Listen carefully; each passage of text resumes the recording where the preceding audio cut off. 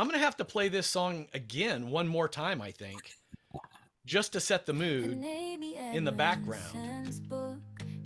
So, as most of you know, I'm Kevin Cruz. I'm the founder of LeadX. Welcome back to another monthly community of practice. Here at LeadX, you know we love leadership development that gets sky-high participation rates and actually moves the needle on behavior change and business results. What a concept. We have this crazy mission to spark the next 100 million leaders. We can't do that alone, which is why we do things like this to support each other. And I see, Amy, I'm Kevin Cruz. I see you've joined us. We created a special song in your honor, which I love it. we will celebrate with you that song in just a minute. Okay, And I can't believe it. I didn't mean to do anything that makes the song happen, but we like to surprise and delight around here, Amy. This is the LeadX show. You're gonna have a great experience from this. But I'm gonna come back to you, Amy, in just a minute. I am going to remind everyone that I'm going to pause the song for now. I'm going to remind everyone of the agenda for the day. So in just a few minutes, we're going to officially welcome Dr. Edmondson onto the program. And then we've got a new segment we're just calling the lightning round. Instead of doing one case study, which we usually do, we're going to have like 3 mini case studies of what's working in 3 different organizations. And you know that I'm a big believer in all of us investing in our social networks, keeping those existing relationships strong and developing even more and more loose ties. So we're going to have a breakout at the top of the hour-ish, short one, just so you can meet 4 or 5 other leadership development professionals and expand your network. And for those of you who are able to hang on till the very end, we will do a live demonstration of how you can create your own AI custom song in about 2 minutes. In fact, I'm going to ask my partner in crime, my co-host, the Dwayne Best, to help us with some of that. Dwayne, welcome. How you doing, my friend? How you been? I'm doing well. I'm doing well. For those of you who might not remember, you are the Director of Sales Training Development at Hologic. And I missed you the last couple of months. It's we've got some catching up to do. I know. If you look closely, I've been shedding tears by missing you, my friend. It goes both ways. I just got back from the Life Science Trainers and Educators Network, the L10 conference, last night. And it was ATD. Some of you might have been at ATD a couple of weeks before that. So it's been like conference season for a lot of training folks and everything. So missed having you there this year, Dwayne. I know. Yeah, it was definitely a bummer. I want to definitely be down there with you. I'm always excited to see what's cutting edge and what's new. What were you most, what resonated most with you down there? I know people are always sharing case studies and things like that. What really tickled your fancy? So, you know, it's interesting, Dwayne. It's like one of those years where like every other talk and every other booth had the words AI in it. And I was pretty underwhelmed. Like it's such an obvious marketing play that there wasn't a lot that I wasn't, familiar with there. I will tell you, I'm not even going to humble brag. I'm just going to brag. We actually came away with this nice hefty award. LeadX won an award along with Takeda Pharmaceuticals for a year-long program we called Level Up. Thanks, Karen, for that little heart. That was very nice of you. Little celebration icons going off. So, I mean, Dwayne, it's funny. Like I've been doing this 30 years. You know me, I'm a pretty heartless, cynical kind of guy. And yet I felt good. Like I felt good. I was a little nervous as they're announcing all the people. They announce us. It felt good to go up and get it. It was a big project, a year and a half in the making, and that felt really good. And it's a validation, as you know, like our approach is like, yeah, the workshops are great, and let's focus on that part that's about, making it sticky, help people to apply it. Let's transform people's lives. And this was the program where about half the people at the end, when they were sharing what it meant to them, I mean, they were crying, right? Like I call that the Kirkpatrick level 6. How many people cried in your training program, right? Whole new level. There you go. New level. We want back to those tears being shed. So, I love it. Yeah. It was a lot of fun. It was a lot of fun. Dwayne, did you So hey, Yeah, Help go us ahead. though, because this is, I mean, a year and a half worth of work, and you win this award. Give us some of these nuggets now that that came out of this. You know, I think it isn't anything new. It's what we know, but we usually don't have the time or the money to put in. Like the most successful Okay. programs are going to be that blend, right? So if you get a great coach, a great facilitator, a safe space to grow in, right, with these like quarterly get-togethers, Yeah. and then make sure there's those micro actions in the flow of work, as Josh Burson likes to say, it all comes together. And the power, is really when that peer coaching, those bonds happen. We just It create all that comes space together and that peer coaching those to bonds. do it. Getting some feedback on my audio there. Don't know who needs to maybe mute. Dwayne, did you say what was one of your mistakes in the opening here? Did you think about a I career did. failure or mistake? Yeah, I did. One, I think initially mistaking visual excitement for adoption Mm. and not making sure just because you got the heads nodding, oh my God, this is beautiful, this is great, and you don't draw the stake in the ground and get true executive and senior leadership adoption, meaning that they have skin in the game, then a lot of times that project or what you're doing is going to fail on the back end, you know? Yep. So earlier on, I think that was one of my big mistakes that I saw the big smiles and the go get 'em tiger, but they had no skin in the game. And then when it came to it, it kind of failed. So that was one of my early, mistakes. And, yeah. So Dwayne, I want you to think over the next hour about that failure, the lesson learned, because we're gonna make a custom song about Dwayne Best. You're gonna be able to pick the genre, and we're gonna do that towards the end. But I want to get I to our love it. guest, of course. And All right. before we do that, quick announcements. Nothing long here. I want to remind. Oh well, I want to show everyone that this is the teaser for what we'll do live, Dwayne. This was the prompt I used in a program called Sora. So I said, give me a country pop female vocal. Song title is Right Kind of Wrong. Love that title. About Amy Edmondson's ideas of three kinds of failure: basic, complex, and intelligent. Replace shame and blame with curiosity and growth. And wrote the lyrics, wrote that music, created that song that I downloaded. It took about 2 minutes. 2 minutes. And what's crazy is when I did this, it was about a month ago, and I hadn't yet read this amazing book, which all of you are getting for free, by the way, in the mail. And I asked ChatGPT to summarize the key themes that would make a good pop song. And it was ChatGPT that actually came up with the prompt. So it was one AI feeding another AI, which is pretty crazy. But we'll come back to that. I also want to remind everyone, many of you know that we partnered recently with Blanchard and to offer their SL2 program and all of the follow through in the LeadX app. And so we finally went through the beta with help from many of you and have announced the next 4 public workshops. As part of this community, you and your colleagues, you could send them to this workshop $500 less than if you send them to Blanchard, and you get the LeadX platform and live coaching as part of that. So save a little money, get the added coach for yourself or any of your colleagues. And then even better, and I think Evan, you're going to drop, yeah, Evan dropped a link to sign up for that or the information for that in the chat. And even better, again, friendly reminder, we're launching our new EQ workshop and series. I think, Dwayne, this is an actual scan of my brain from one of your Hologic devices when I saw a spider. Like, that's the actual medical image right there, right? Just goes right to my amygdala. So we're launching the new EQ book and program, as many of you know, and so we want to give you a chance to participate at no cost. It's the full thing: the new assessment, the workshop, the book, all this kinds of stuff. 3 months of executive coaching, no cost to you, because we'd like to introduce it to you and get your feedback, of course. Nobody's going to give us better feedback than all of you leadership development professionals. So we haven't announced the date yet, but Evan put a link to a form so that you could fill it out, and then we will share the dates very soon for when we're going to have this opportunity. And on that note, I am so excited for our guest today. Longtime hero of mine. Now, she needs no introduction, but that's not going to stop me. She is a professor at Harvard Business School. She's been named by Thinkers 50 as the #1 management thinker in the world.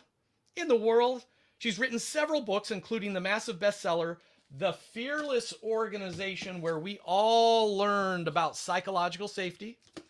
And now her new book, The Right Kind of Wrong, was just named by Financial Times as the Business Book of the Year. You're all getting a copy in the mail. Please welcome Dr. Amy Edmondson. Amy, welcome. Thank you. It's an absolute thrill to be here. Now, Amy, I know you've done thousands of speeches, interviews, talks, meetings. Has anyone ever written a custom country song for you?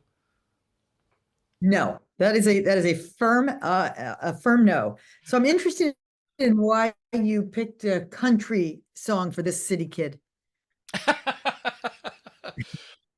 Right kind of wrong just sort of had That's true. No, you're right. Yep. Like, I get it. yeah. Shania Twain, I don't know, it just sort of, Yep. No, sort of enough. went. Amy, I grew up in the 80s. So back in my day, if I wanted to impress a gal, I would have had to have stood on your lawn with my boombox and played some generic Peter Gabriel song or something. Now, There you go. 2 minutes, custom AI, drop it into your DMs, and I'm done. It's easy, right? These times we live in. Too easy. Now, Amy, let me ask, we are a family here, and so love to know something a little personal about our guests. I assume you live in the Boston area? I do. I live in Cambridge, Massachusetts. That makes sense to me. Long time from that area, or for how long now? No, I'm originally from New York City. That's where I grew up, and my parents before me. And I have been in Boston now for, about 30 years, 30 and a tiny bit of change. All right. Makes you official. So a long Boston. time. Oh yeah.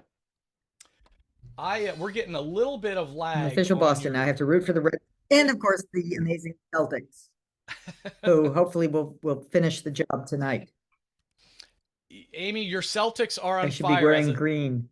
As a Sixers fan, I can't support them, but they're doing very well. They're doing very well. But you can celebrate them anyway. I can celebrate them. Now, Amy, I'm going to just shout out to Evan because we're getting a little bit of choppiness on your video. I don't know if it's just me or not.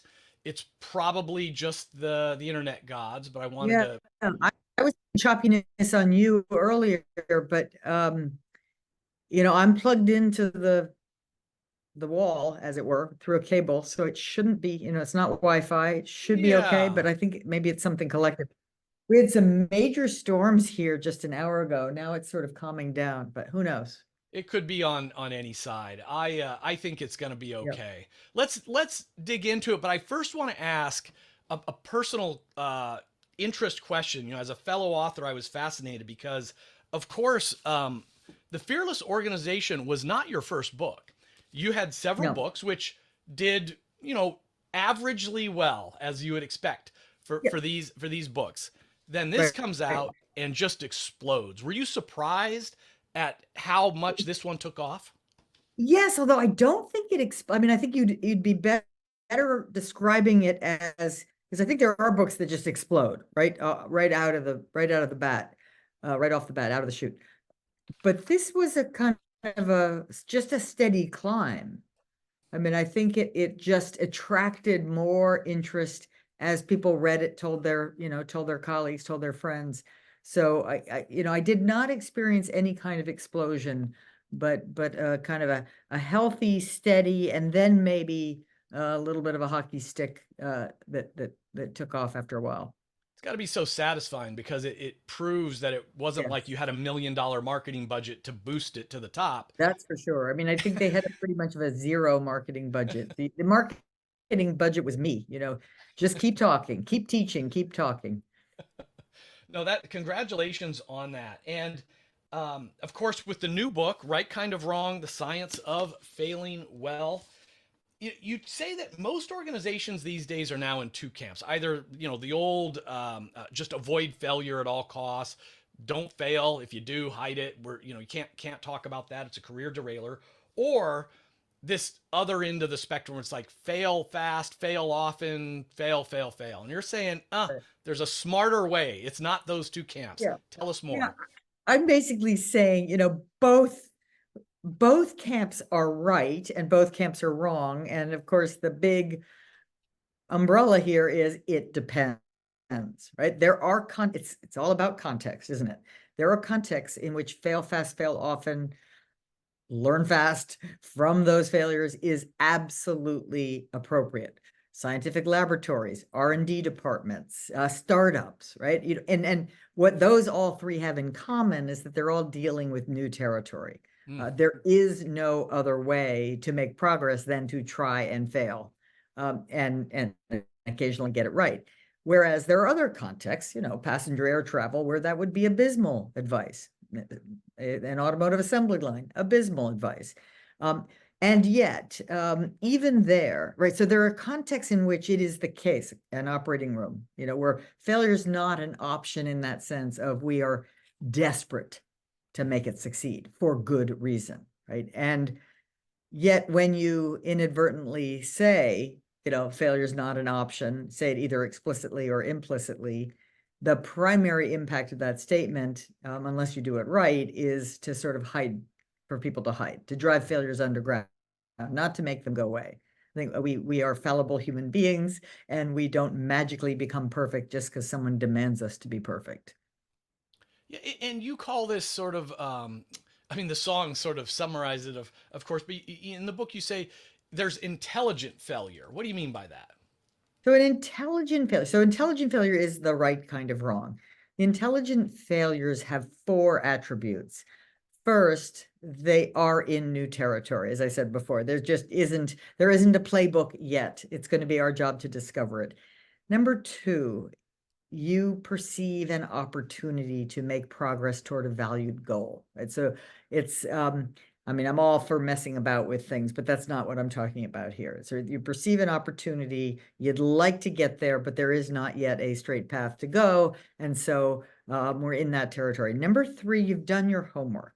You've done some solid thinking or background work to figure out what we know, what we don't know, and you've got good reason to believe that this next test, this experiment, this action might work. It might not, but it might work. And then finally, and the one that I so often see missing in company and life innovation projects is no bigger than necessary. That the failure itself, when it happens, is just big enough to give us the new information that we need, but no bigger. And so it's not strictly speaking wasteful, and it's not dangerous, and it's not, doesn't cost us more than we can afford to lose. You certainly know well that models and frameworks and data are great, and people really anchor them with stories. And Yes. wow, do you grab your readers right in the front of the book with your own failure story? Can you share that with us? Sure. And then, I open the prologue with my own failure story in the context of research, which is, of course, where intelligent failures should happen. And I will tell you right now, it doesn't feel good at the time. That is for sure. But the story is this. I was doing a research project where my hypothesis, drawing from established work in aviation, studying cockpit crews, my small hypothesis was that better teams, measured according to a validated team diagnostic survey, would have fewer errors, adverse drug events, medication errors in the care of patients in hospitals. So pretty straightforward. All I needed was the data on both sides of that equation, the team attributes, and then the error data. And all I had to do was put them together and write a paper. Alas, when I got the data, I collected the data on the team surveys. Trained medical investigators were collecting the data in the field on the errors. When I finally got the data from them, lo and behold, I failed. Profoundly failed. Not only did the data not say that better teams made fewer errors, the data seemed to say the exact opposite, that the better teams had higher error rates, not lower, right? So I was floored. I was devastated. I was going to drop out of graduate school. I mean, all the emotions that you go through when things don't go well. And After all of that emotion, I decided to think, and always a good idea. And that thinking led me to the possibility that maybe better teams are not making more mistakes. Maybe, in fact, they're reporting more mistakes. Maybe these data are more of a reflection on reporting bias than on, actual accurate error frequency. And then to make an already long story short, I had to do a variety of sort of secondary analyses, including send a research assistant into the field who didn't know about any of this to show that was at least a plausible interpretation of the data. That, of course, that failure, as you probably have already intuited, gave rise ultimately to the naming and discovery of psychological safety at the group level and to many successful papers after that point. Yeah, a fascinating story how literally your own experience with this that felt horrible in the moment then led to this deeper understanding and of course obviously a huge body of important work and career. Yeah, and I will say, just adding to that, that I think it's fair to say that the failure pointed me in a direction that was much more interesting than the one I was already pursuing, right? So had I been right, or had the data proven my hypothesis, we probably wouldn't be having this conversation right now. People would have thought it was obvious or Right, assumed right. better It was nice. teams, It was a fewer mistakes.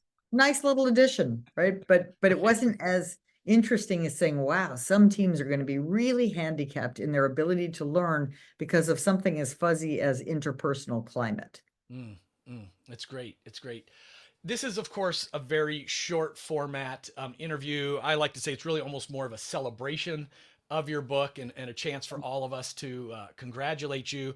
But I do want to get a few thoughts for those of us who obviously embrace and the ideas around psychological safety, the right kind of wrong.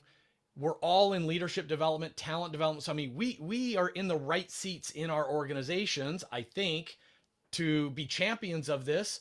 What are some practical things we should do, right? And we can't just flip a switch and now the whole Yeah. organization is working with great psychological safety if we're not already. Let me suggest a couple. So one is found on page 64 of the book, but I know you'll all have it, so I can say that. And it is essentially a set of questions that you can encourage people, teams to address. It's a set of questions that correspond with those 4 criteria that I just mentioned before and that are in the chat, right? So it's sort of, what questions should you be asking yourself or your team to establish whether this is indeed novel territory? What questions should you ask to make sure you've done your homework and to manage the size of the risk appropriately? So that's one. It's that we can actually structure thoughtful experimentation so that when we do encounter failures along the way, they're the right kind of wrong. So I think that's really important. Another is found in chapter 6, which is also very simple and I think very, very easy to apply, which is the consideration, pause to consider context. And as I said earlier, context is the distinguishing factor that says when it's okay to say fell fast, fell off, and when it's okay to say, let's be super cautious and vigilant here and get it right, because we actually have a formula and we should use it, right? And so the context that I described that I think is fun to play with and discuss in your teams is, what are the stakes, high or low? That can be financial, that can be reputational, that can be human safety. And then the horizontal axis is, what kind of context is this? Is it relatively consistent? Is it well understood but variable? Or is it novel, unknown, where we have no choice but to experiment and try and fail? I love it. I love it. Now, Amy, I've got one more question for you. And this group knows I saved my hardest question for last. That way, if you get mad at me and you like hang up, then I still got a Oh, great something's interview out of you. happening with the internet. Oops. Wait. But I feel that we've got some safety here that I can go ahead and ask you this question. So, like, look, among OD professionals, the group that we're hanging with right now, massive support for psychological safety. LeadX's own research shows it's like the 3rd driver of employee engagement in our last benchmark study. Very Wow. important. And having said that, Amy, I run in other circles, CEOs and others, who it's almost like there's a backlash, right? You see where I'm going with this? Almost, And almost. they'll say, Kevin, we're doing the Kim Scott radical candor, giving these 25-year-old new employees, younger employees, some direct feedback. And they run to HR and say they don't feel safe. They don't feel safe. So I don't like this psychological safety. Now, do you think this is a subset of, get off my lawn, they're a bunch of liberal snowflakes? Or do you think there's a fundamental misunderstanding of psych safety with multiple parties here in this scenario? Absolutely the latter, right? Okay. Multiple parties, and they're slightly different, right? But Right. I've just come back from the Netherlands where they said the same thing. It's like, it's a weapon. If you give me, whatever, constructive criticism, you've just taken away my psychological safety. I want to pull my hair out, because psychological safety is not a feeling of comfort. Psychological safety is not sort of just, endless, happiness and being nice all the time. Psychological safety is permission for candor, right? Psychological safety says, I know I can take the interpersonal risks of speaking up about mistakes, questions when I need help. And not that it's easy. I don't think it's ever easy, but that I know it's expected. I know it's expected. I know it's welcome, even though it's uncomfortable. And so it's more about being uncomfortable than about being comfortable. And so I think leaders are both misunderstanding this, and it's partly my fault and the fault of the terminology itself, but it's also the recipients are misunderstanding this as well. And so I think all we can do is just keep trying hard to clarify that what we're talking about here is a learning environment. It's like growth mindset amplified in practice, right? That we need to take risks. We're going to get it wrong sometimes. We're going to get it right sometimes. All of us are willing to sort of roll up our sleeves and do hard things together. I love that. Amy, before we let you go, you're just still on the victory lap for this book. Do you already have the next one in mind? Well, in mind, right? But that's about it. And it's actually going to be, I'm going to be collaborating with Mark Mortensen on looking at the employee experience from a multidimensional perspective. I'm very excited about it. Fantastic. Amy, congratulations. And again, much gratitude for joining us on this fun and busy Friday. Thank you. Thanks so much for having me. Will I get a chance to hear that song a second We'll time? send your team that song so you can Brilliant. play it everywhere you go. Brilliant. Thank you so much. It's your new Thanks so much walk-on for having song. me. What? Use it as your walk-on song for your events. Absolutely. Will do. You bet. Okay. Thanks, Amy. Thank you. Bye-bye. Dwayne, what do you think of this segment on psych safety and the new right kind of wrong? I enjoyed it. I was really moved by the intelligent failure. Man, I really like that. I like the whole intelligent failure aspect. So many times, hey, is it new? Is it in line with a purpose? I get those, but I do think the where the rubber met the road for me was no bigger than necessary, and I think we all miss that, and I miss that. Sometimes I'm like, oh, balls to the wall, you got to go hard, and it's if you fail hard, make it big and nasty. But if you're doing it right, you shouldn't have to make it big and nasty. So no bigger than necessary. So I'm going to kind of take that one to heart. I really like that one. Yeah, I thought that was a great reminder too of a way, especially if you're not working in a place that always embraces. Oops, sorry about that. Uh, this approach. It's a way to sort of ask permission to do an experiment. I want to do a little Yeah. pilot. I want to do a little experiment. You almost let them know by the language that like this thing could fail, but it'll Yeah. be Yeah. contained, right? It's not going to be Yeah. a ton of money, ton of time. Let's do it small. That's Mhm. the first time I ever had a chance to speak to Amy. She didn't disappoint. She's fun Yeah. and so passionate about this topic. That was really cool. It was really cool. Yeah. I enjoyed it.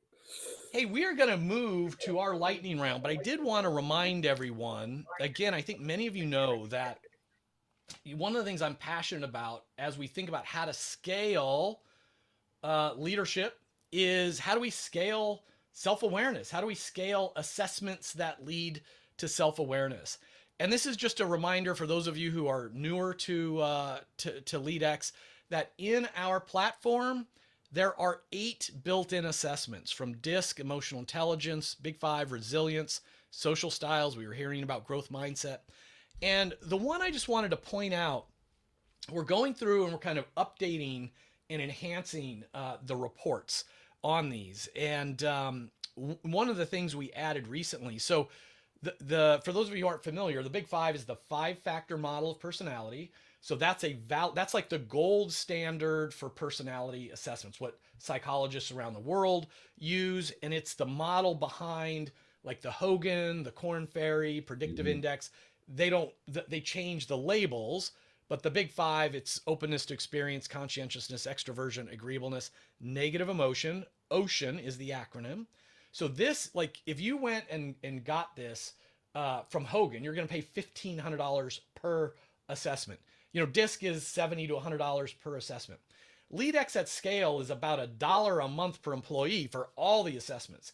And if you want to just try it, if you're like, Kevin, I've never heard of the Big Five, but I do want to know my personality. I'd like to know my performance-based risk factors, change resistant, unrealistic, unfocused, perfectionist. Where am I at risk? Where am I not? Just reach out to us. We'll set you up with a free trial so you can take the assessments, play with it, and then see if it's something that would benefit your leaders or not. So I just wanted to share that. And on that note, we are going to move into this new segment, the lightning round. Evan, did I get that right? I think we're calling it a lightning round for now. And really so grateful that we've got 3 of your peers willing to share today. We've got Katie from Cineos, Nicole from School Specialty, Mark from Faring, and we are going to invite each of them to come on and talk about what's working well right now, and have kind of a quick and casual conversation, open to your questions, of course. And I know Mark is up against the deadline, so I'm going to invite Mark to kick us off here. And Evan, I'm going to have you put everyone in the spotlight to help me keep track of everybody. But Mark, take yourself off mute and tell us a little bit about your role. And for those who aren't familiar with Faring, what does Faring do? Sure. Thanks again for inviting me. And the first guest was fantastic. I can't wait to get the book. So I work for Faring Pharmaceuticals. It's a global company. Our headquarters is in Switzerland, but we have a home base here in New Jersey, northern New Jersey. We our flagship products are around reproductive medicine. And we recently started using LeadX, which I wish we had done a while ago, but it really has transformed the way we approach our continuous learning, right? As an L&D, lifer, if you will, it's important to build a pipeline, things of that nature. And what's really working well for us now, and I see, Sharon on the call, she's been instrumental as far as building this for us, is the way we've been able to segment kind of our employee population. We initially rolled out LeadX last year. It was for our current leaders with the leadership capabilities and the monthly kind of cadence, nice bite size, micro learning that you were talking about up top. Doesn't interrupt business continuity, but we've expanded that to also, our emerging leaders, right? That go through a nominating process, that they were able to use that and mix the capabilities within that. And a step further is going into introducing it to our individual contributors, because the feedback that we received was from each department or functional group is, why aren't we doing this? How can we use this? Not everybody's a people leader, right? So, but we have a program which we call Introduction to Leadership for those that are thinking about it. They may or may not want to go on that path or that journey. And I think that just pulls through the entire organization. The nudges that we get are fantastic.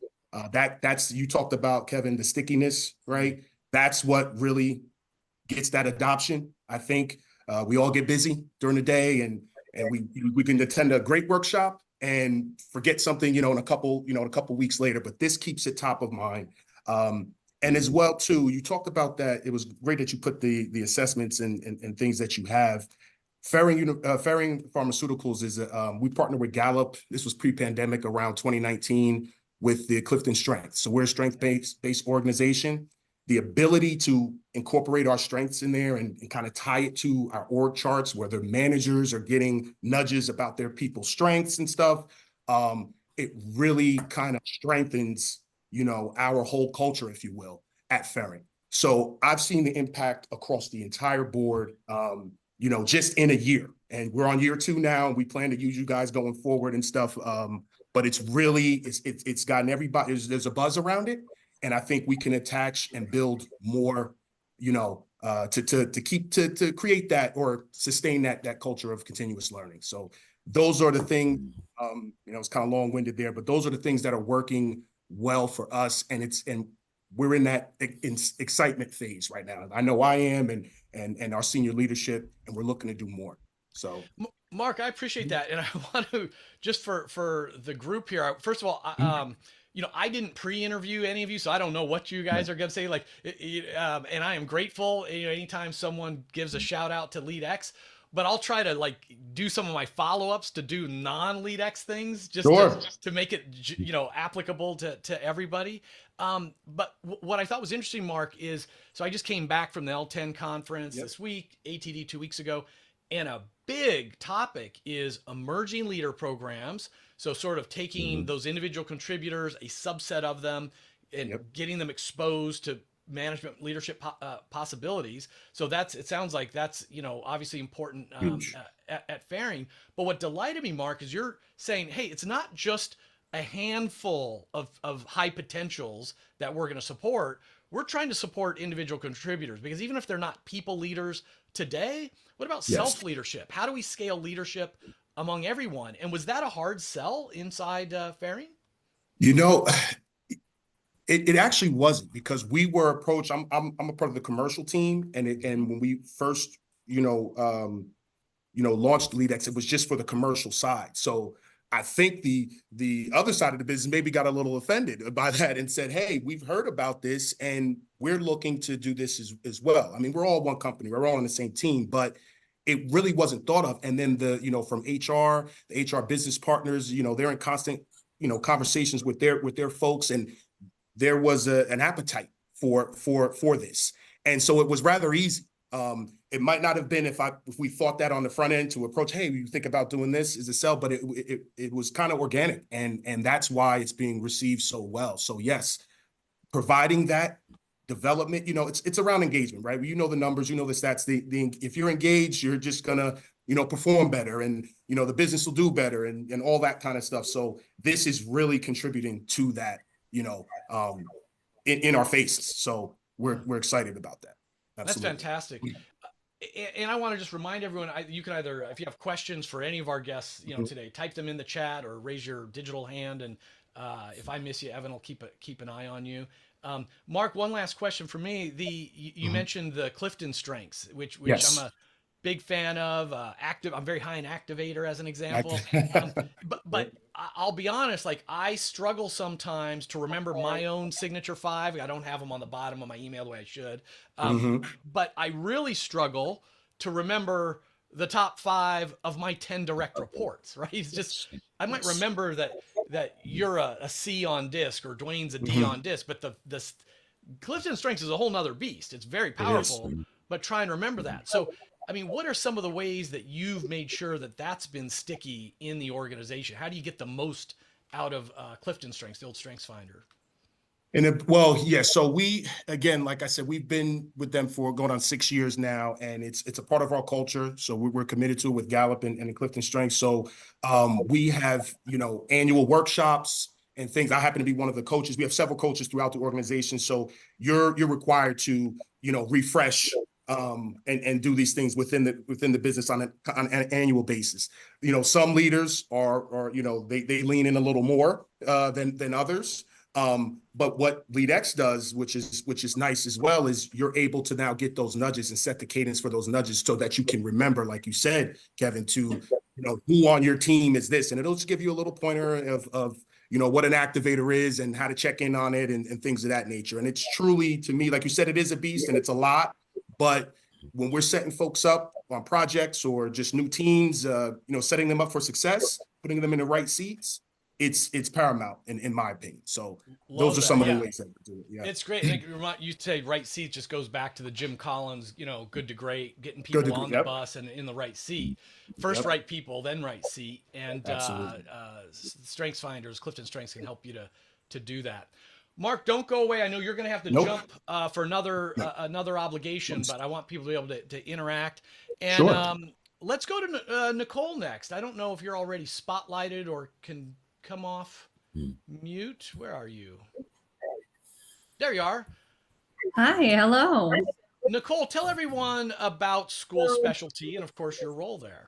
Absolutely. So I am a senior learning and development specialist at School Specialty. And School Specialty is actually one of the leading providers of educational products, services, and curriculum solutions designed to support educators and improve student outcomes. And so we actually have multiple companies, or not companies, office buildings throughout the United States and Canada. As we begin our discussion here, Kevin, first, I wanted to take a moment to extend my gratitude for allowing me to speak today at today's event. So I do want to say that I'm extremely excited to share some information with the group here today on one of our programs, the First Time Manager Development Program. And more importantly, why it's so effective, right?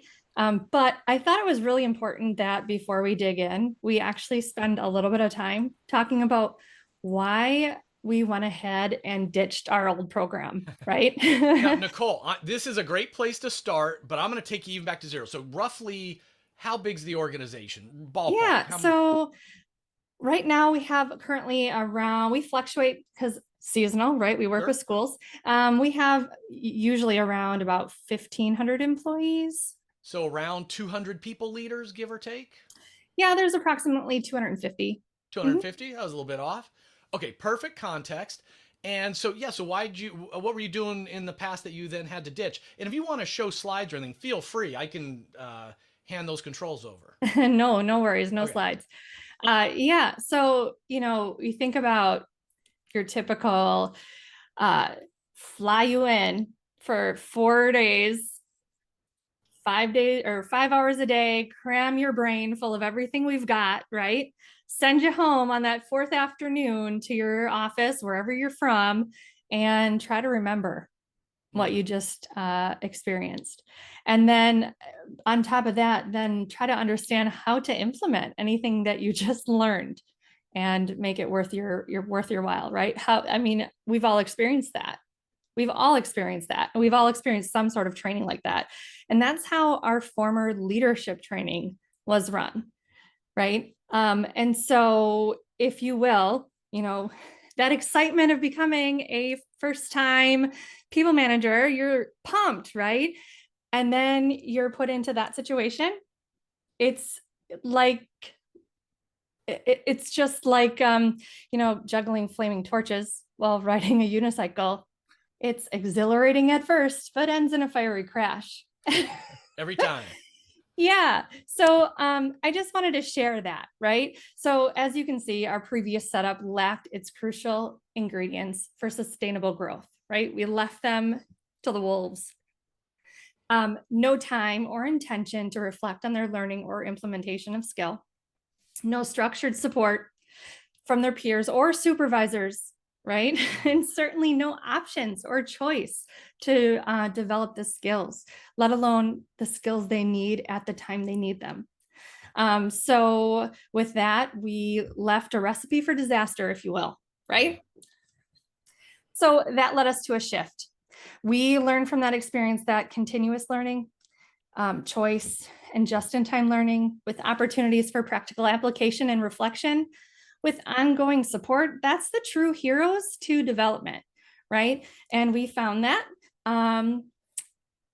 within the past 2 years, and Sharon has been a huge help in that process, and she can speak to our development.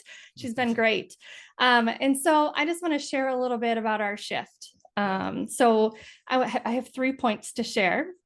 And one being, we have really taken a moment to step back and think about the importance of supporting those new managers in the moment that they step into those roles, right?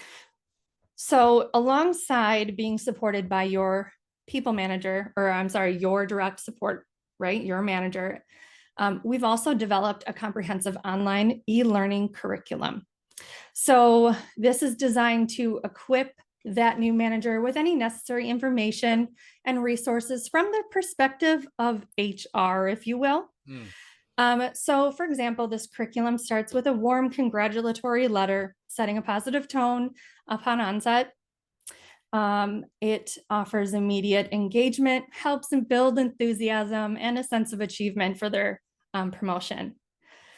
Next, we clearly outline the expectations of what is expected of a people manager within our organization, which provides clarity within the role. I don't know how many times we asked prior, what does a people manager do? And we got, I don't know. So our curriculum continues for the next 30 days. And that curriculum has a number of different courses in it. One of them is a course that helps guide our people managers through 5 essential actions that promote a successful transition into their role. So these are 5 key things that set the manager up for success right away. Give me an example, Nicole. What's 1 or 2 of these essential things? Right. So one of those essential things is I call it like writing your own playbook, right? And how, for example, how are you best communicated with? How do you, how do you prefer to be communicated with? What are your best times that you like to brainstorm? So if you write that playbook, you can give it to your team. Not that they have to follow it directly, but they know what works for you, right? It's a book that helps your team understand you. It's great. So that's just one. So this curriculum also encourages them to meet with one of their designated HR business partners. Okay. We really highly encourage that so that along the way, if things come up, they've already established that relationship with their HR business partner and that they feel supported. That's great. So that is one point to our first-time managers development program. The second is the actual program itself that Sharon has helped me with very, very closely. And that is what we use LeadX for. We have worked with LeadX to create a very unique and tailored approach. So we've taken the content from LeadX, but we've also added some school specialty pieces, right? So we've added our own content to some of the pieces along the way. And we have created a program that spans 11 months and also focuses on that 4-week, if you will, that 4-week cycle, right? So the first week, they're really focusing on that topic at hand of that month. The second week, they're either continuing that learning or taking a self-assessment. And as we know, that initial exposure to learning about yourself really deepens your self-awareness. And then week 3 is where they are presented with a few different activities, right, that are related to that skill. We know that not everybody is in the same place. And so we want to offer a couple of different activities. I don't want to make you, Kevin, take and do an activity that you've already mastered, right? I mean, we always can do practice, but I want to give you an activity that you know you want to work on or need to work on. So we offer choice, right? Yeah. So they work on that activity, they reflect on the experience right in the frame of work, right? It's not outside of it, it is right in the frame of work. And then week 4, we come together for a group coaching session. So again, this structured approach really allows for that continuous learning to happen over the 11 months. It's practical and it is supported by a network of peers. My third point, and this is new this year for us, so we've been doing this for 2 years, but this point is new to us this year, is we have really worked to get our senior leaders and our other more experienced managers involved in the program. So by that, I mean, we have actually asked for guest coaches during our 4th week group coaching session. So we have had anyone from sales to marketing, IT, and even our very own CEO will join us during our week 4 group coaching session.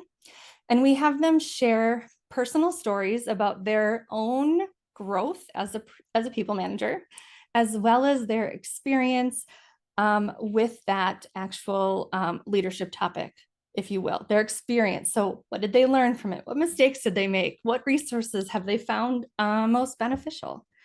And our participants have loved connecting with people from throughout the organization, let alone hearing that we're all human. We all make mistakes. And even if the CEO is the CEO, you know, we've all made mistakes to get there, right?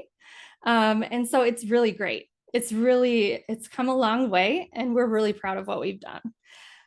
Nicole, I want to interrupt on that last point because it is what we're hearing so much more is, you know, everybody claims they want to learn and grow. We offer some sort of program and they say, I'm too busy to go, right? You know, I'm too busy to show up. And it seems like a very potent tool to drive motivation is by getting senior executives and others to participate. Absolutely. And I think it's just their presence alone is sending a signal. If they're investing their time in this, then perhaps I should too. And then hopefully they're actually transmitting some wisdom. We've been talking about psychological safety today. And it's like, if the CEO is sharing the half a dozen ways that she's messed up on the way to becoming a CEO, okay, I'm not gonna feel so bad about mine. I'm gonna feel comfortable sharing my learning lessons as well. Now, can you tell, how long have you made this shift? Like, can you just sort of tell people like it, or are you actually seeing higher participation or more engagement or a move on any satisfaction scores? Sure. So it's funny that you mentioned psychological safety with our CEO, because that's actually the one that he did. Oh, that's great. But we've actually, this is month 5 for us. So we haven't been doing it very long, but it is more, we haven't done a survey yet. We have to work on the mid point survey, and that's coming out soon. So I don't have data yet, but just word of mouth, right? I get a lot of emails from the participants saying, oh my gosh, I've really enjoyed so-and-so coming on the call and sharing this. This really resonated with me. I'm so glad they were on the call. And last year we didn't have this, you know, not that, you know, I didn't receive emails like that, you know, and so I think that really speaks highly of the impact that these more experienced managers are having on our new managers. Yeah, it's great. And it, again, I'm old enough to remember back when it was, you know, 5 days of in-person training was the norm. I'm laughing because it's just so rare now. But it used to be, you know, legendary that, like, not that we want to necessarily use him as today's leadership model, but Jack Welch of GE, it'd be like he would personally teach, you know, these classes, and it was very common for the CEOs and senior executives to really be lead instructors, and I don't see that very often these days. And so it's nice that you're bringing that into these monthlies. That's powerful, really good. Absolutely.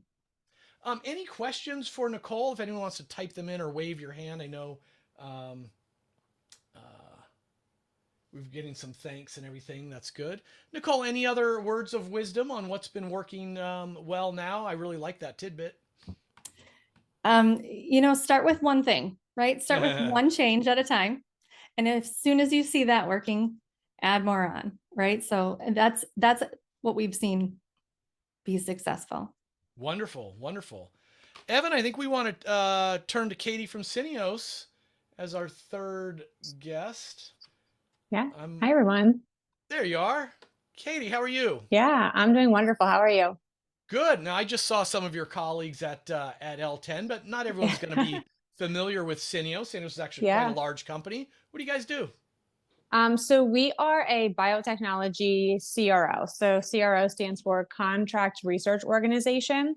And so what we do is for my specific department or organization, we're in deployment solutions. So we have pharmaceutical companies come to us to help them with pieces of a launch or of a team that they need. So we'll do anything from recruiting. Our learning solutions team that you saw, they'll develop training, the content. They can give you a facilitator, a trainer, and then we also can we can get a team up and running in about 12 weeks. So things over here are very very quick, and we are in a very fast-paced environment. So yeah. About how many people leaders do you support?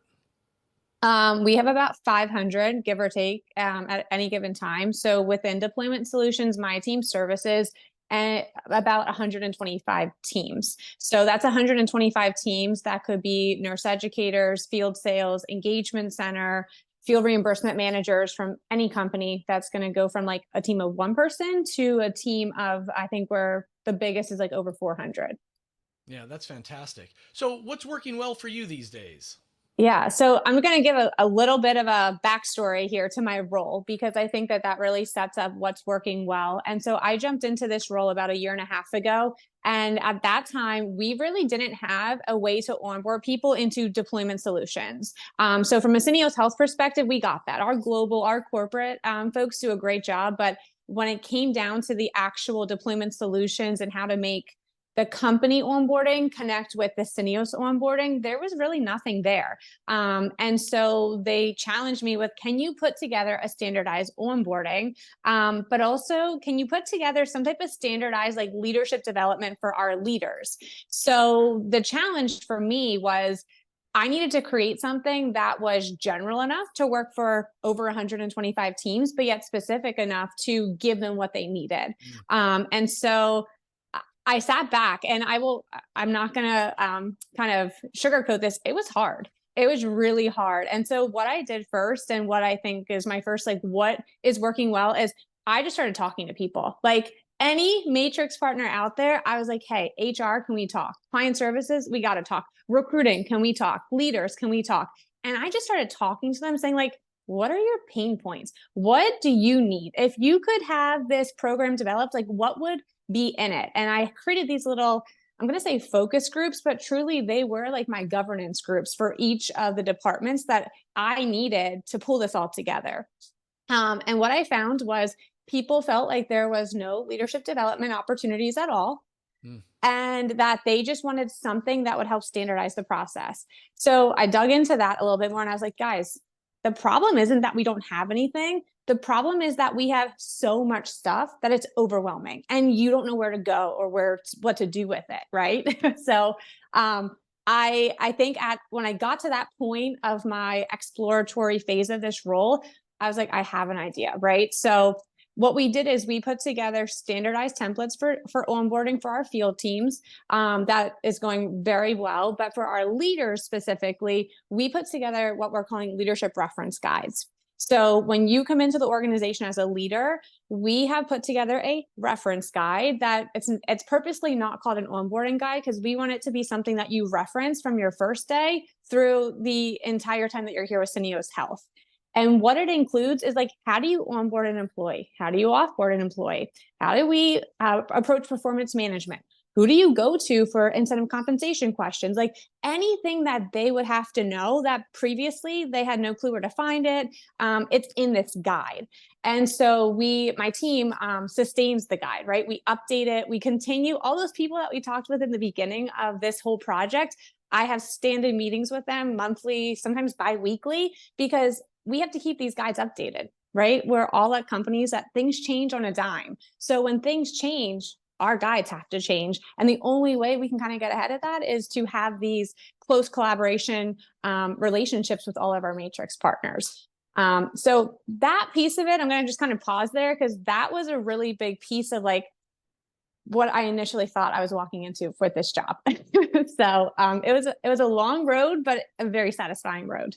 Yeah, and Katie, it's amazing to me because, first of all, you start talking to people and you could say, well, standard gap analysis, need analysis. Yeah. What you're really doing is building relationships and staying aligned. Like I'm hearing alignment as you talk about going out every month. And that guide is the first time that it's out of date or someone goes to to Yeah. that link that's broken, they'd be like, Yep. that guide's worthless. I'm not going to use it anymore. So the fact that Exactly. you're investing in keeping it Yep. up to date is really, really critical. That's great. Yeah. And I say to every leader, like, especially when we first launched this, like kind of going back to like making mistakes, guys, this is new. This is a new concept. We've never done this before.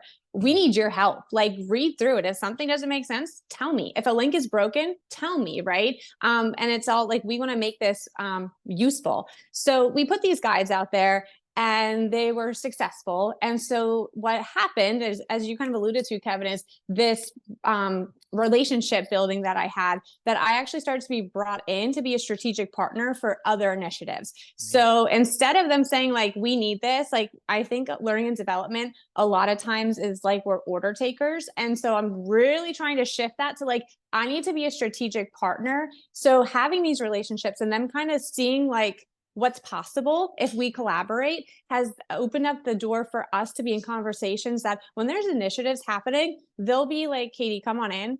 I need you to listen to this from a perspective of like, how is it going to impact our leaders? And it's been really cool because I'll come in from like a change management perspective to say, okay, like, yes, it's going to change my guides, but put that aside. We have to think about all of the things that it's going to impact for a leader. Like, yes, we're talking about leadership development and that's something that we're focused on, but like, that's a small piece of their job that is going to have a big impact. So like, let's think about everything that they're juggling. And that's been really helpful. And I think that that's the piece I was not expecting in this role. But again, very a highlight of my job right now is just to be involved in all of these conversations and always having that mindset of like, what is the change management strategy? Who is it going to impact? And ultimately for our leaders, how can we ensure that they're actually going to buy into this, be on board with it? Because we can't do it without their support. Now, Kate, I want to ask, and hopefully this doesn't derail you from any other Yeah. points that you want to make, but like, you're kind of glossing over something because I think most people on this call, they'll go out and talk to colleagues about their needs, leadership development, all those kinds of things. And yet they don't get called back in as a consultant, as an internal consultant on their problems. They still get the call or the email. Oh, Katie, we need 4.5 modules, not 3, not 5, 4.5 modules on this, and make sure it has audio, and we want some gain. Like, they just tell you what to do and expect you to implement it, right? Execute it with no money and time, by the way. Yeah. Somehow you've Always done something in those meetings where now they're saying, let's call Katie and see what she thinks. Or we don't know what to do. Let's call Katie. So what advice would you have to get yourself into this trusted advisor position? So people that know me know that I'm very transparent and I'm not afraid to say like, guys, you did this before and it didn't work. That's why we're back here again. So obviously the thought process of like just redoing something that previously was done and didn't work, like we have to think differently about this. And I'm not afraid to say that. And so I do think just kind of going in with a different mindset, like I'm the type of person that I like to do things differently. Like it's been done like that before. So I definitely do not want to do it like that again. And just giving them other options. And I think it has allowed people to open their eyes to like, wait a minute, right? And sometimes they need someone else to help do that. And I think that I've been able to do that a couple of times that they're like, okay, bring her in, right? And it's really just having the boldness to do it once or twice. And they're going to see that you're going to bring that trait to other meetings, you know, when they feel like they're in this, I don't know what to do. We're stuck, right? We've done it one way and now I need to figure out something else. Like sometimes you have to step away and bring in some support. Katie, there's a question about, you talk about your guides being like out there. Where is out there? Where are these guides sitting? How do they find them? This is like the question, I will say in our organization of anything that gets out there, gets like sent is where do they go? So we have Microsoft Teams, that's what we use. And we have the Teams pages. So there was Teams pages that were developed that the access for the Teams pages is for the audience that we need. So they're put in a Teams page in a folder. We send out the link to the folder, not ever the document, to the folder, because then we can update the document as many times as we want to allow for those ongoing changes without breaking the link. So we tell leaders, save the folder. And when you are in need, click on your favorite bookmark and then the latest and greatest guide will be in there. Nice. Okay, do you have other things that are working for you right now? So I have to do LeadX shout out. You knew it was coming. So share. I didn't know. I always feel a little mixed about this. Yeah. So one of the things that we, in this assessment, we realized, and I came across is, hey, like your company uses LeadX. And I was like, really? We do? No clue. Right.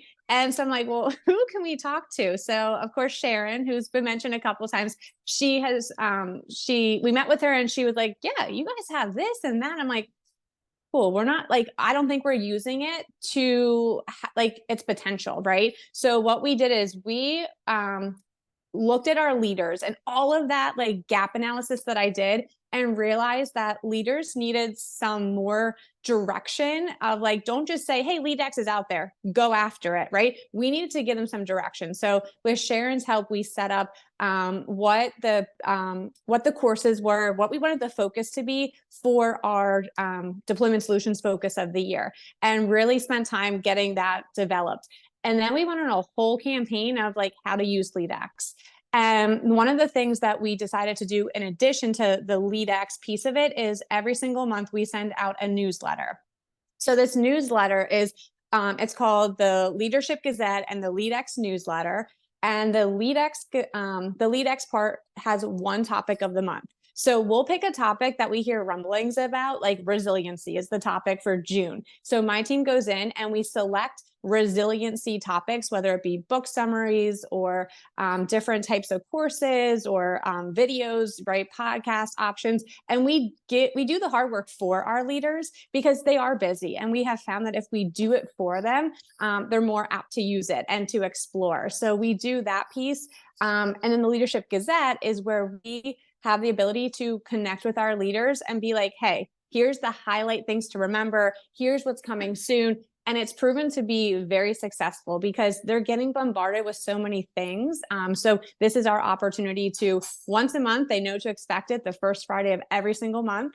And like I said, we've been getting so many compliments on it of like, hey, we take that topic and we pull it through with our teams for that whole month. So like, what's the topic next month? I'm like, I don't know, guys, like we just launched this month, right? Like give us a second, but it has been something. This is actually our year anniversary. Sharon, I don't know if you knew that or not, but it's like our year anniversary of launching this. And it's been a really fun experience and just a great creative outlet for my team as well.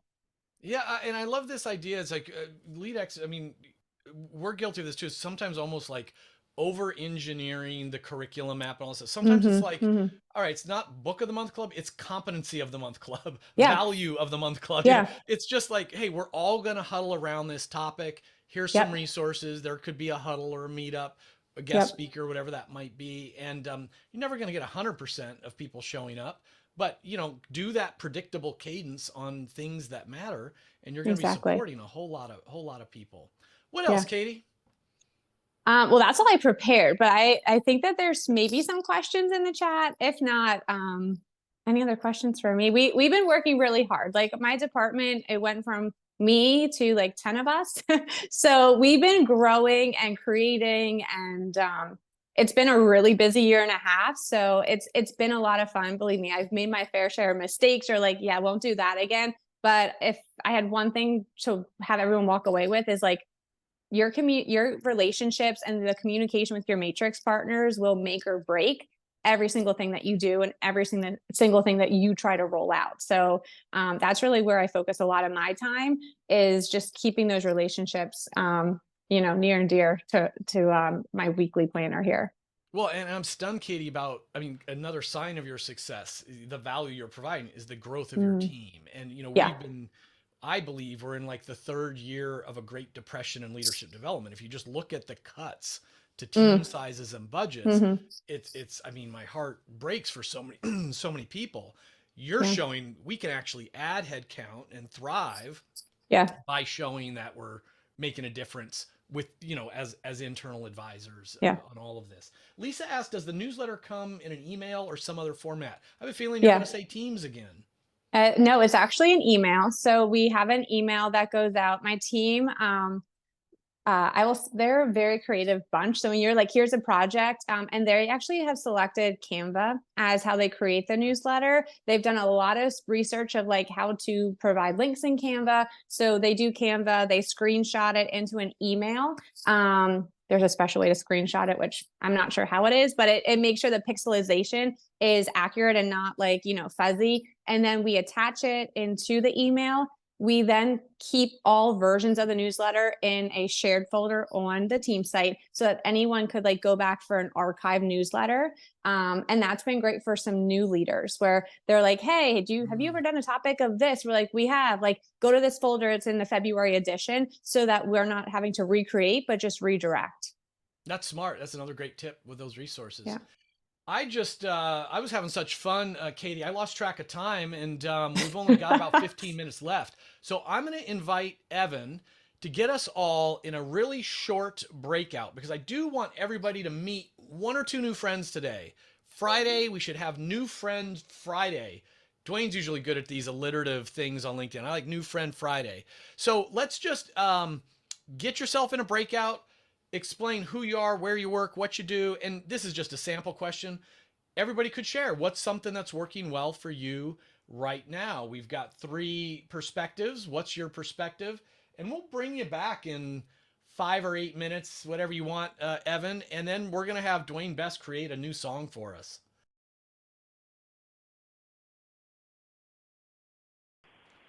Hey, I invite all of you to help with our group mastermind here and just type one thing that was discussed in your breakout in the chat.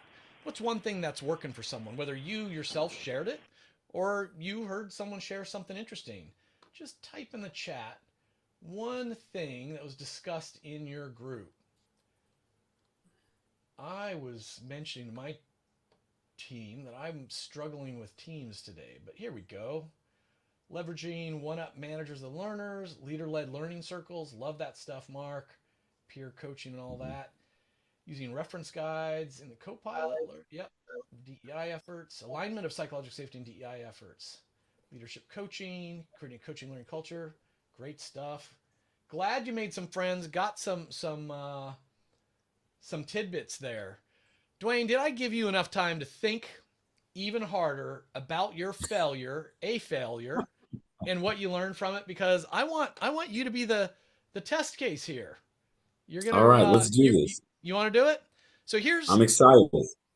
If you want to create your own AI song, there's a couple different tools out there. I'm using suno.com, suno.com, and they have a free version. I don't know how the credits work. Like you can get 10 songs out of it or something.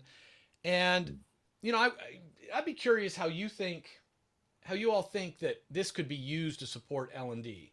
I think, we saw one way you could write a custom song about a workshop you're delivering and open it up with some excitement. Or maybe you do kind of like what we're doing here. It's like someone shares some of their experiences in a group, but like the prize is that someone's going to get a song made out of it that they can take home with them. But and Dwayne, so this is what we do. We've got to learn how to talk the way AI wants us to talk. So it's always about writing a prompt, and sometimes it can take a few times. So like I had told it on that one song, like, okay, I want country, pop, female vocals, song title, what's it about? I gave her name. So let's just start. I don't know, what genre, what kind of music do you like, Dwayne? Let's go with blues. Blues? Because I'm overcoming failure, Kevin. Oh, right. I like that. I like that. Now, I don't know a lot about blues. Is it just blues, or is there a certain kind of blues or any other variation of blues we need to tell it?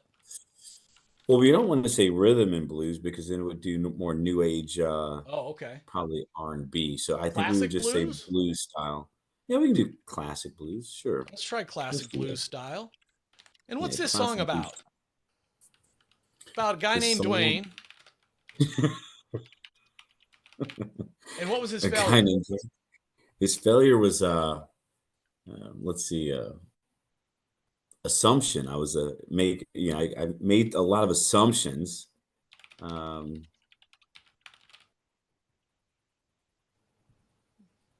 assumptions? what kind of assumptions? These assumptions that I had alignment when I didn't. that all my yeses, uh, all the shakes of nods of the heads meant yes, but in reality, it was just to get me to go away, Kevin. All the nods of people's heads didn't mean yes. They just wanted him to go away. How's that? Let's see what this comes up with. Let's see what it does. Now, what Suno does is going to give us two styles right out of the gates, two versions. So we see it like cranking away up here. And usually it doesn't take too long. Ooh, we got Dwayne's Blues, classic blues, soulful guitar driven, classic blues, Oh, and both guitar driven. It's putting it together. I don't think I can play it yet. Oh, here we go. And then, Evan, give me a thumbs up if the audio's coming through or if I need to adjust it. Okay.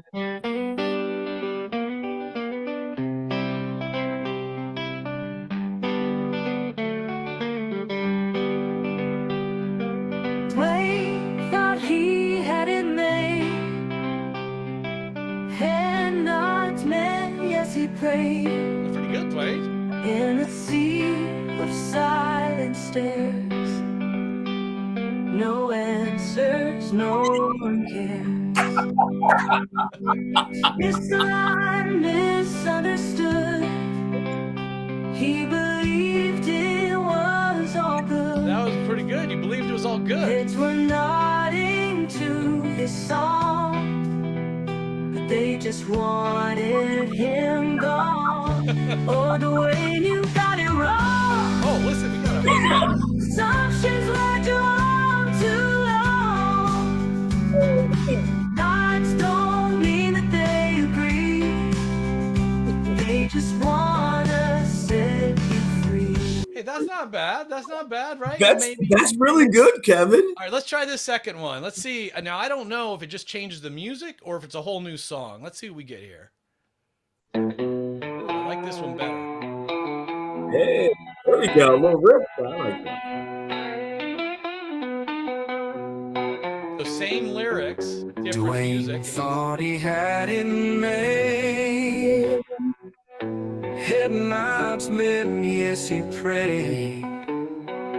In a sea of silent stares. Instrumental's better. Leslie's different. No answers, no Sounds like Christina. one cares. Misaligned, misunderstood. Very interesting. All right, so we get the vibe on this, but let me any change up on, you want to do another version? Like, what about a different style of music? What do you think, Dwayne? Give me another style. Yeah, let's go with let's go with heavy metal. And again, I'm not a metalhead. Any variation of metal or just heavy metal? Yeah, just heavy metal. All right. Now, I don't know if this is going to come up with new words because we're recreating it. Let's see. That'll be a good experiment. Or is it just heavy metal? So let's create. And I don't know if it's going to come up, but those lyrics weren't bad for its first attempt, right? I don't think so. And what I think with AI, is it ever perfect? No. But now you could take this as draft one, tweak it a little bit, right? Oh my gosh, Doomed Alignments. That's kind of a heavy metal title, right? Doomed Alignments. Heavy metal, brutal, relentless. Oh, you're going hardcore, Dwayne. Didn't know you had it in you. That's right. Dwayne's Folly. Dwayne was rocking out.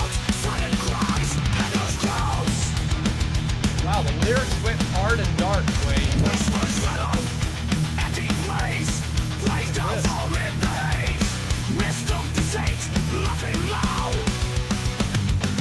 And here comes the chorus. Misaligned.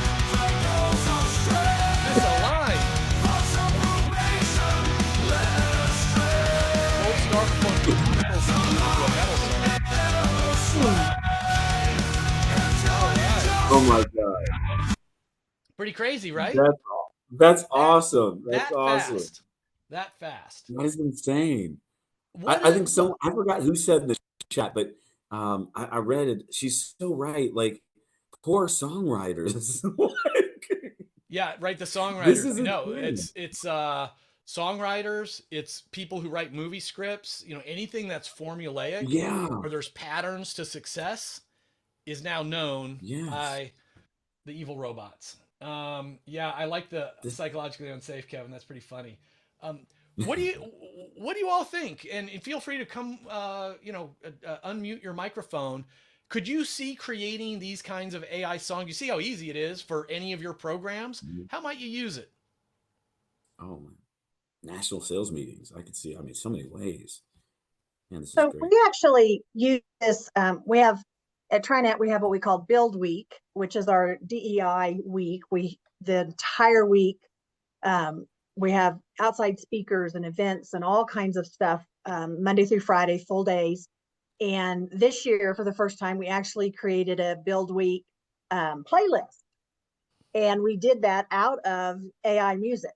So, Mm. it would, a keynote speaker, the music would come on, in the beginning, and we talk about it in different sessions, and everybody could go out to our site, the source, and link and get the build, playlist and that kind of stuff. So it was neat because this is like the 4th year we've done our build week. That was just another way of one step up better, than what we did last year. Yeah, I love that. I love that. Yeah, having a playlist, and it can be mixed with like songs people know, and then all of a sudden surprise people with some custom songs.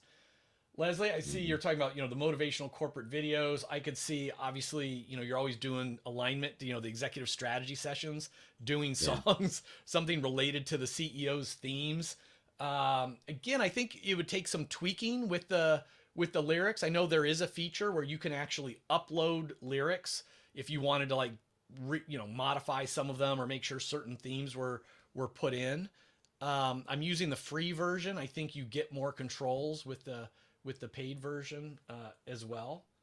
And you can download these as Yeah, well, that's right, right. Kevin? Yeah, that's exactly right. It's where is it here? Download, share, and that's what I did to play the Amy Edmondson one. Is I just downloaded the file and then imported the audio file right into the slide and just played it from the slide. But you could, I think it's save as a MP3 or WAV, so you could just send it to people as well. When I was first playing around with this, I've got 3 kids, and I made a song about Natalie trying to make it in Manhattan, and little songs, in there, each of my kids' favorite music things, just as a way to play with it and learn it.